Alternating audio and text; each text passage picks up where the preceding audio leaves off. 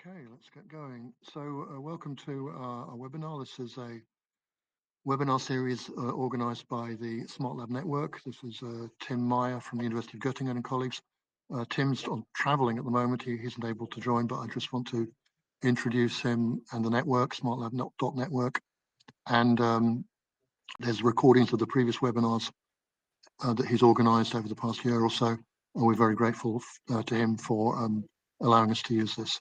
This is a partnership between three organizations, SmartLab Network, Sila, and Robotics. And I'll hand over now to Radhika, who'll say a few words about Robotics. Hi everyone. Welcome to the webinar. I'll talk about the robotics activities that we are bringing in here. So, robotics is a public-private partnership organization where you can become members or even you can join activities that are carried out in various topic groups. So it brings together the robotics community within Europe. So when I say topic groups, there are topic groups on different areas like industrial robotics, laboratory robotics, aerial robotics, healthcare robotics. So it's up to you and which one is of interest, you can join in those. And particularly connected to this event is the laboratory robotics topic group that me and Patrick co-lead. As part of the topic group, we keep organizing webinars like this, bringing in people to share about their projects or activities in automation and robotics in labs. And also we did some road mapping activity, identifying the challenges in labs and robotics and automation in labs some time back. There is a white paper that is accessible. So I'll pass it over to Anthony, but I'll share a couple of links in the chat for you to have a look.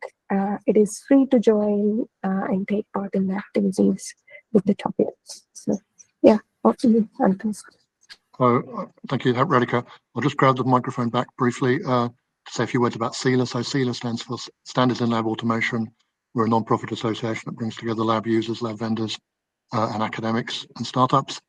So this webinar is brought to you for all three of these parties. I'm actually dialing in from the BAM, the Material Research Center in Berlin, where Sila is organizing a hackathon tomorrow. If you look on the website, you'll find a lot more information. But right now to the main course of this, hand over to Anthony. Anthony works at Tecnalia in Spain, and he's going to talk to us about the TraceBot project. That's traceable robotics in the pharmaceutical applications. So, Anthony, the microphone, the floor is yours. Please take it away. Thank you, Patrick, and thank you, Radhika, as well, to let me this occasion to talk about the TraceBot project. So that was a EU project that ended at the beginning of the year, and in which I was responsible of the supervising the science and technical development. A bit of advertisement. So I'm working in Tecnalia, that is a technological center in the Basque Country in Spain. We are around 1,500 people there, and our objective is to use technological research, participate to the development of new technological functionalities to satisfy the need of companies and society, and even anticipate them. Our activity is aligned with the Sustainable Development Goals, and I will not enter into more detail there, but the activity that I will present, in which we were active here, is at the frontier in between smart manufacturing, health, and digital transformation. So let's go back to the project TraceBot. So TraceBot was a project funded by Horizon 2020, a 4 years long project, and the result that I will present to you today are the fruit of the activity of a whole consortium. You see the different members of this project here, and I will, during the presentation, name some of them in particular when they contribute to items that I will showcase. So we started the project directly with a clear use case that you can see on the left. That is sterility testing, membrane-based sterility testing of liquids using a PAPI machine. So it's a quite important process in pharmaceutical manufacturing of new drugs, but it's still a manual process. And we selected this process as our general use case because we thought that it would be a good showcase to illustrate how advanced robotic technology could provide added value for solving such type of procedure. And also it gave us a lot of specific challenges, technical, scientific, that we were very pleased to address during the project. And also we wanted to see, generally speaking, how we could bring agile robotics to the pharmaceutical domain using this type of solution that you see here on the right. So I will just briefly tease the outcome of the project in that video, but in the meantime, just mentioning that we didn't want to go for automation in that because there are already solutions for automating some process in the pharmaceutical domain, but we wanted to have an agile system able to perceive his environment and therefore be able to adapt his behavior depending on the situation. And also we thought that using an intelligent robot, it would be easier to program it, but then you need to provide the robot with the intelligence so that it can understand the current state of the process, the current status of the environment, and react to it accordingly. So to come up with this type of procedure, we have been working in different directions during the project, and that are named here on the right, and I will progressively go in each of them to showcase what we have been working on. So starting with the first one. Yes, now the first item, we'll come back to the video later to explain a bit what we have seen. But the first capability that we did is perception. How can we perceive the pharmaceutical items? And in particular, how can we perceive these transparent objects that are very frequent in this domain?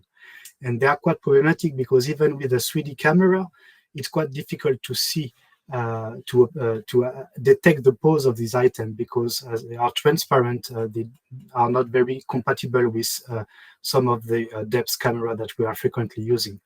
But our colleagues of Vienne put together a machine learning algorithm that was able to process this type of situation by incorporating some specific features in their model that take into account, for example, how the light goes through transparent objects, and through learning with a data set, they were able to tune correctly a neural network system to handle the situation and detect and estimate the pose of objects that you can even barely see into these images here and there, and be able to detect them, estimate their pose with a precision that is slightly above what we could find in the state of the art. And they were able to use it for different type of objects, not necessarily pharmaceutical ones, but different type of glasses, different type of bottles as well. And altogether, they provided solution to detect the bottles, the containers that we're going to play with, detect the canister also that you can see here. And with other type of detection algorithm, all based on vision, also detect the needles that we are going also to use in our process. So now that we have some insight on how we can perceive the objects, then an operation that we would like to do is to manipulate them. How can we manipulate these different items that we have in this type of use case? So in that context, our colleagues of Sierra in France has been analyzing the use case, checking which type of grasping mode was used by the human, what type of interaction forces was employed, and they come up with this design of a modular gripper, as you can see here, with 4 fingers to handle most of the manipulation that you can see here for manipulating the bottle, the clamp that is also part of the use case, the canister, of course, with different type of grasping pattern, and also manipulate some small items like the red cap that you can see here. And here you see on the right a small image that corresponds to the tactile sensing that was embedded into each finger that enables to characterize how is going the interaction with the object, that can be used to verify whether the object is correctly grasped, or also complement the perception to make a multimodal pose estimation of object held by the robotic system. So this gripper was developed during the course of the project. So we can perceive, we can manipulate, but we still have to define the motion of the robotic system, the arm, to go towards the different objects. And we have been working in Technalia on this aspect, how to control the robot. We did it at different levels. The first level, highest level, is to rely on a skill framework in which we have been implementing all the, I would say, capabilities of the robotic system, being manipulation for handling the canister, the clamp, the needle, the red cap, and so on and so forth, but also to represent the perception capabilities and any other functionalities provided by the robotic system. It was quite useful because it enabled to have a clear communication, I would say, bridge or collaboration bridge with the different partners to bring together all the different developments. And it's also quite practical for reusing the different skills developed in new processes. And so we were very happy to have used this type of skill framework, being the one that we propose or other one, but I think it was a good choice to embed all the functionalities into this type of scope. Under the hood, we are also using at the lower level a specific controller to define the motion of the robotic system, in particular for specific manipulation, like here, when we want to insert the canister, detecting the contact with the holder, and then handling the rotation of the canister while taking into account the interaction forces. And to do so, we have been using a framework that we built on the top of ROS and ROS control that enable us to define some quite complex controllers, but just focusing on the task or the constraint that we want to regulate and having all the boilerplate automatically generated. And it also enables, as you can see in the video right now, to handle coordination in between these two arms to ensure a good tension into the tube so that we can easily insert it into the holder while having a coordinated motion of the two gripper at the same time. So this low-level control scheme was used to implement almost all the motion capabilities, functionalities provided by the robotic system. Some were quite simple, like just point-to-point motion, but some of them required a more advanced control scheme, as the two items that I illustrated here. So we can perceive, we can manipulate, we can control the robot. Another aspect that we have been looking at is how we can teach the robot. So it's fine to have this bank of skills, bank of functionalities provided by the robot to an operator, but how can we teach or tell to the robot which process, which action it can generate? So, of course, we have been looking at some quite, I would say, standard way of doing it through graphical interface, where the operator can select in the bank of skill the skill he would like to use for creating a process, taking advantage of some semantic information associated to the different skills to facilitate the selection of the good operations. We have been also looking at other modalities, such as kinesthetic teaching, in which an operator would be moving manually the robot in its environment, as we are using collaborative platform, and show to the robot which motion it has to do. Then the system is monitoring the motion of the generated of the robot, the relationship with the different items that it knows in the environment, and from there it can automatically, if you believe me, around there, I think, deduce which are the skills that he has in his bank that are used by the operator to generate the operation. And then he is able to reproduce the operation thanks to the plan that he generated from what he has been observing, and is then able to reproduce automatically the operation he has been observing through this kinesthetic teaching. So all this is done thanks to this notion of skills, and thanks also to some semantic information that are associated to the skills, so that which enables the system to reason a bit about it. I will come back to that later on as well. Another modality that we have been looking at is the usage of more direct teaching that can be useful if you want to do some to teach new skills, new behaviors. So in that case, we have been also using teleoperation with an haptic device, so that an operator is showing the motion that we would like the robot to reproduce. And we are using some machine learning techniques. In that case, we're using dynamic movement primitives to encode the motion, and then the system is able on its own, as you can see it now, to reproduce the activity that has been demonstrated, and while having the capability to adapt it. For instance, if the starting point is different, if the target point is different, or if we want to change the velocity, there are a bit of margin of adjustment of the motion that has been learned by the robotic system. But this can be a tool that could be used to teach to the robot new behaviors that are not yet encoded as a skill in the system.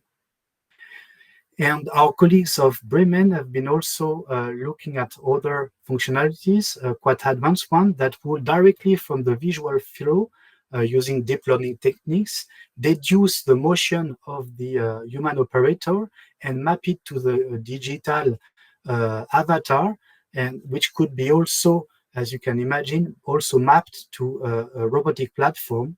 And so we are also thinking that we could get soon such type of modality to teach a functionality, a motion, a process directly by processing the visual information. Of course, this process needs to be associated to some semantic information about the scene and about the action that can do the robot, but I will come back to that point as well later on. So here, just a few glances about different modalities that we have been looking at for transferring a process from the human towards the operator. Of course, another aspect that we have been looking at in the project is the tracing and the verification. As you can imagine, given the name of the project, TraceBot, this is indeed quite important, if not critical, in the pharmaceutical domain to have the capability, in particular for such type of system that has some embedded intelligence and decision making. It is very important to demonstrate that the operation is done correctly and to provide some traces that illustrate the good execution. And to do so, the University of Bremen has been working quite extensively to provide a virtual representation or semantic twin of our system, encoding the robotic platform that was a dual arm system with the grippers, the latest grippers we have been developing, representing also the different objects that we are going to play with, manipulate, but also there are affordances like the cap that has to go inside, or can go outside from the needle point. And that model was coordinated, synchronized with the real action of the robotic system, so that any operation done by the robot or any perception done by the robot is spawned inside this virtual environment. And it's a first layer of understanding for the robot of the action that he is currently executing, because we can use, or he can use, I would say, this digital view to understand whether the action he's supposed to do is performed correctly, and eventually use this virtual modelization to detect potential errors. So the digital twin is per se already a tool that we can use to perform some verification, which we can see here. For example, we can, with this very virtual world, if we put the canister on a place in the environment, we can verify whether it is stable or whether it is falling. And if we detect that a potential error in the virtual environment, we can double check in reality whether indeed this bad situation happened. It can also be used, as you can see in the bottom, to check even before executing a motion to verify whether there may be a collision with the environment while moving an item from one point to the other, or a collision between the arm and some element that has been detected into the environment. So it can be used also for making some prediction.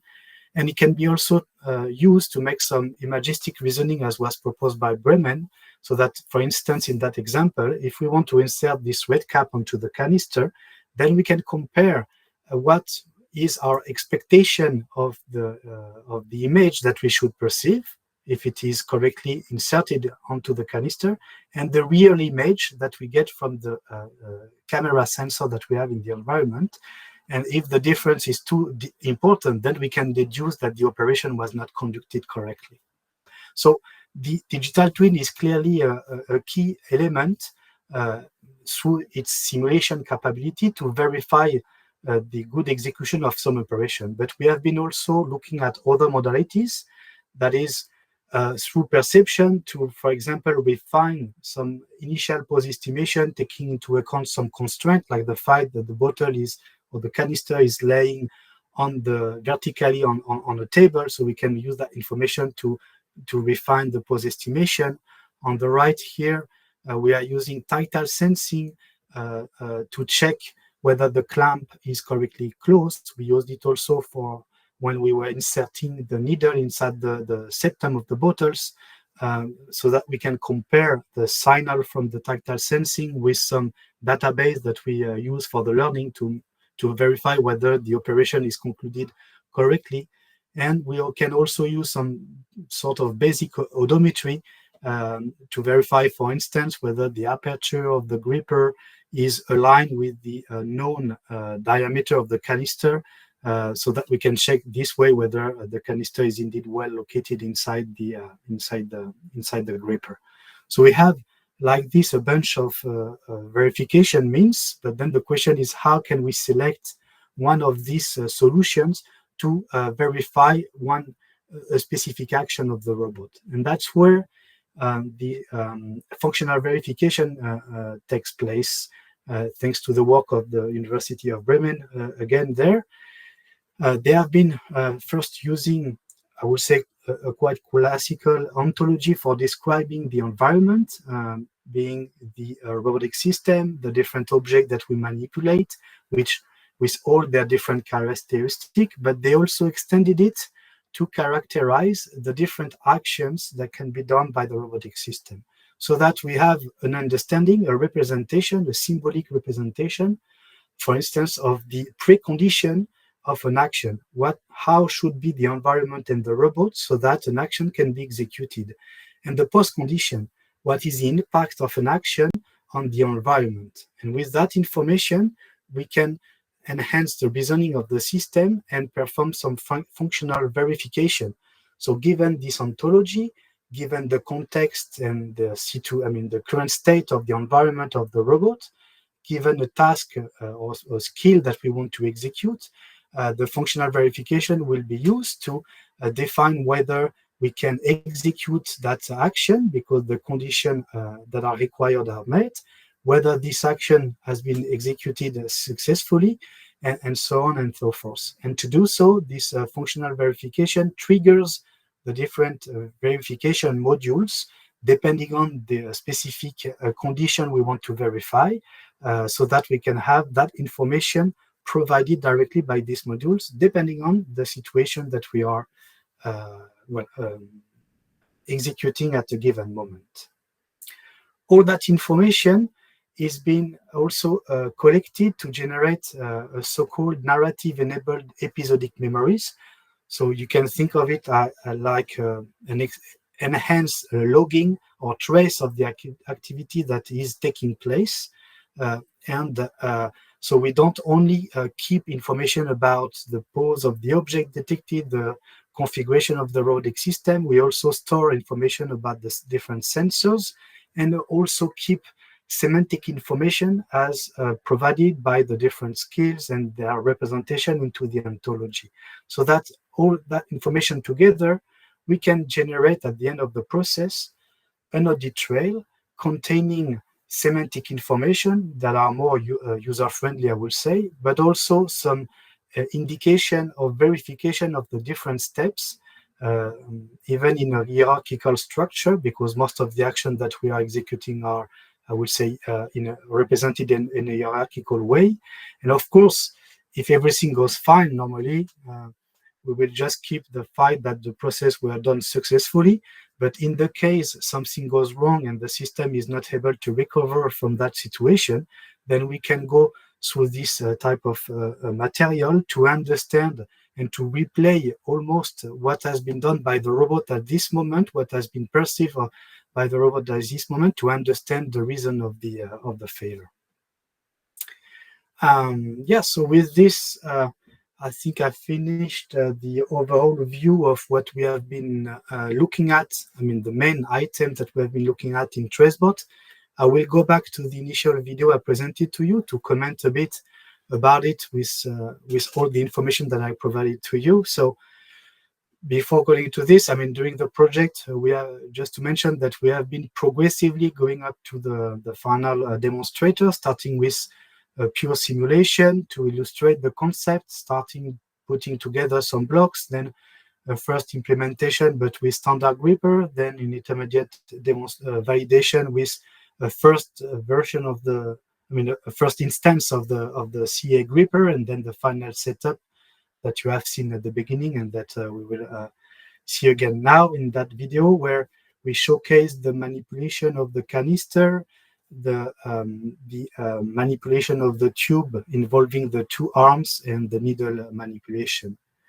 So the first operation that we have here is the detection of the canister that is automatically detected, but one of our colleagues is moving it so that the system detects that the canister is not into the gripper, and so launch, thanks to this semantic representation of the process, a recovery scheme that is here quite simple, that is retract and launch again the perception layers to try to find again that canister that is correctly redetected at a good place and then grasped by the system. Here is involved this advanced control scheme to handle this rotation while taking into account the interaction forces with the tray. And as you can see, there's not so much margin to insert this canister. In the meantime, the needle has been detected, and that is grasped using some specific mode by one finger, and then the two arms are collaborating to get toward this state where we are going to insert this tube inside the holder.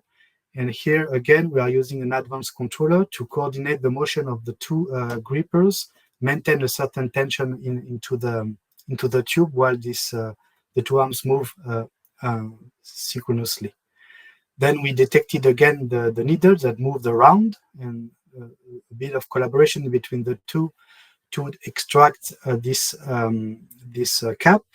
We change here the grasping mode because we need different force capability depending on the situation.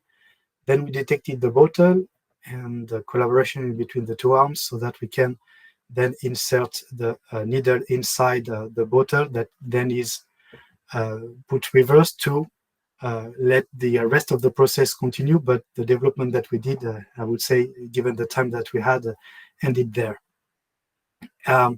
Just to, no, this was already presented.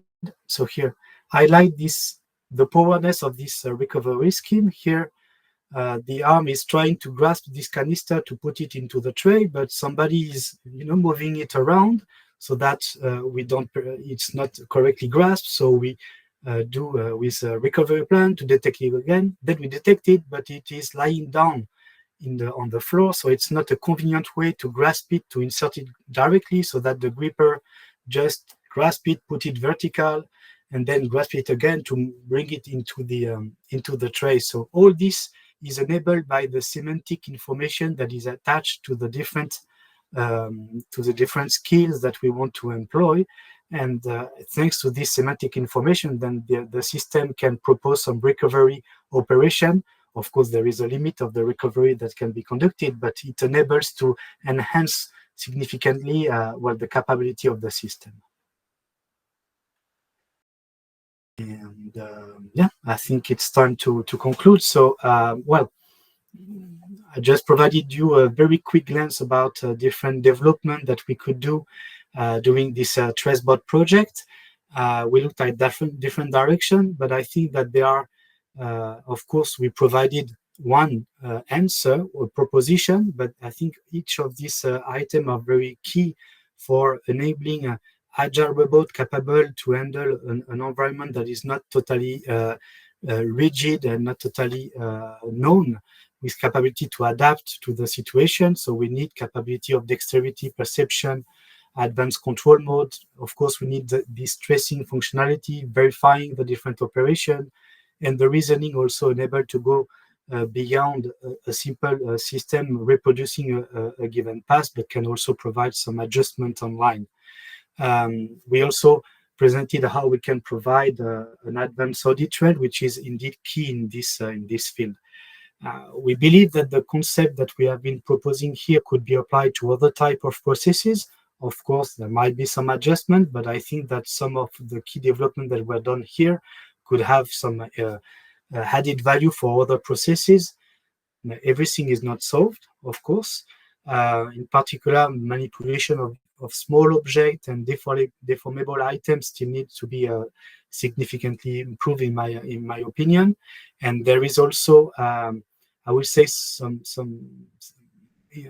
important engineering work required if we want to move this proof of concept towards a more advanced prototype, in particular to fill all the different steps of the original project. But in any case, we had a lot of fun implementing all this and stress implementing all these items.